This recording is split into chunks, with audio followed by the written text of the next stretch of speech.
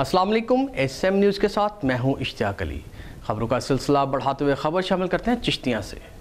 चिश्तियाँ के नवाही कस्बा मंगेर शरीफ के रिहायशी गरीब मेहनत कश के घर पर रास्ते के तनाज़ा पर बाअसर अफराद का मुसल्लह होकर दावा।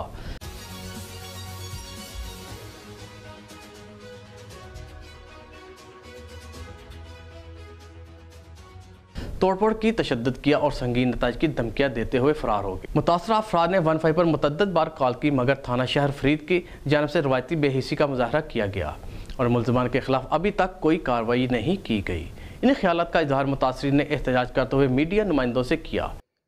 यहाँ के ज़िम्मेदार साहबजादा तारिक मिगेरवी वाल्द नूर हसन और साहबजादा आकिल मिगेरवी वाल्द मुनीर, उन्होंने मेरे घर में 11-12 नशे में धुत गुंडे भेजकर गन पॉइंट पे मुझे ज़दोकोब करवाया है। वो मेरे घर पे कब्ज़ा करना चाहते हैं। मेरे घर की उन्होंने तोड़ फोड़ की है और मेरी वज़ीर आला पंजाब से अपील है और IG पंजाब से मेरी अपील है, मुझे इंसाफ दिलवाया जाए। रिहायश हमसाया बैठा, इन्होंने आए ने लोगों ने साढ़े उत्ते हमला किया, साढ़े घरे मावा बहनों मारा कुटा गया ने, गन पवैट साढ़े घरे सारे तोड़ फोड़ की ने। आ मेरे वाले साहब मजदूर बंदे ने, इन्होंने ज्यादती की गई। अस थाने दे विच दरखास्त दी, हाले तक SHO साहब उहदे ते कोई रद्द अमल नहीं कर रहे।